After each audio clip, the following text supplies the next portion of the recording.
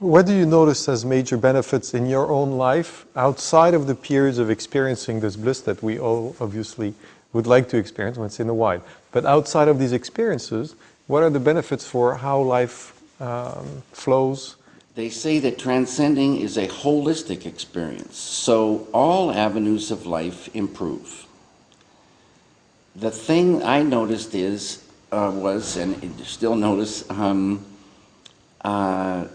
I had a lot of anger and a lot of worries and, kind of a strange depression.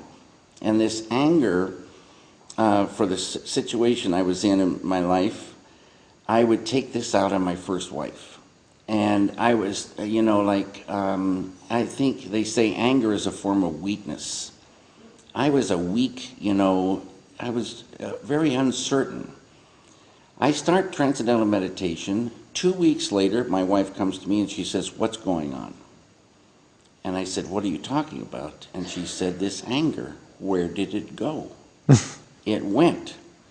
Didn't try to make it go. You can't try to be good, You're good for a week, maybe, and then it all comes apart. This lifted away. The more of this unity, the more of this transcendent, the more of this consciousness you expand, the side effect is negativity starts to recede. So just naturally, you feel better. Anxiety, stress, all these stress-related illnesses, you can say goodbye to them. It lifts away without trying, just lifts away. So you find you get more and more, inner happiness. So every time you do something, it's done with more happiness, more enjoyment. And people are very fatigued these days. This is diving into ocean of infinite energy. And it just, feeds everything. Like a resource that you can feed on from. Exactly. It's a source. It's a big, infinite, unbounded source. Yeah. A lot of people are worried that transcendental meditation is kind of a sect, that when people start doing this, they might lose their judgment and they might start being abused, taken advantage of by the people who are controlling this religion or practice or whatever. What do you have to say about that? I think you already answered that. But I want to answer just a little bit more, because I would say total baloney. You get this technique. One of the things I really loved about Transcendental meditation is you get the technique and then you have it for yourself. You don't have to go to any meetings.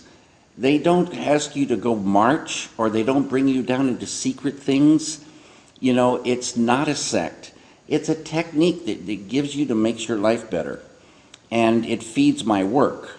And instead of making everybody the same, the differences, everybody gets stronger. It's like in a garden. If it's a blue flower, it just gets more blue and more beautiful. If it's a green flower, it doesn't turn blue when it starts meditating. It stays green, and it gets just more beautiful and more full and more perfect. It's, there's many misunderstandings that are very quickly going away these days. The name David Lynch is very strongly bound with the notion of unbounded creativity. So what is the relationship in your own life between this experience of meditation and your creativity? It's an ocean of infinite creativity you dive into. The creativity that created everything. So there's a lot of creativity. How do you notice it in your creative work? There's a thing in life, like in all fields, but in the art life, this thing of intuition. So, and what is that thing of knowingness? And it's an abstract thing, but I talk about like violin players. You got 100 violin players, and they step up to the microphone, and each one is playing the same piece of music. But how come one of them, same piece of music, but just tears your heart out. Just unbelievable, head and shoulders above. What is that thing? Just a deeper knowing of when to push that bow, to how long, how to slide into that next note, how to, the timing of it, and the finessing and the knowing.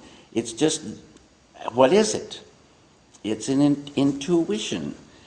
And this is a thing that grows. The more and more and more consciousness you have, the more and more of the creativity. Creativity is sort of problem solving. And so it's used for all, avenues of life. But in the work, it's like seeing something and it's knowing it's not correct and seeing a way to make it correct. Mm-hmm, mm-hmm.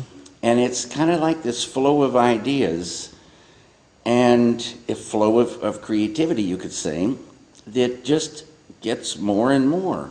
It just gets more and more. More fluid. Yeah. It becomes easier to detect what goes with what and how the pieces can fit together to sort the problem, to resolve the constraints. Exactly right. And the experience of partaking into this deeper source of creativity makes it easier in the day-to-day work of problem solving and creating. Yes. To see the patterns that fit best. Yes, and it feeds all the mediums. Another thing that happens is you start appreciating everything more. And you see the differences, appreciate the differences, but you're more, people look better and better. You look friendlier. Mm-hmm. Like you seem to sort of know people when you look at them more and like what you see. Mm-hmm. And so I think it really feeds relationships. And it feeds those things that like people talk about, like mercy and forgiveness, mm-hmm. things like this. It feeds it. So you... sense of connectedness? Is Yeah, exactly. People seem like you've known them before. You haven't mm-hmm. known them before, mm-hmm. but that's how it feels. And we're all connected. Like they say at the level of the unified field, we're all one. It's a world family. And we don't act like this, but it could be that way.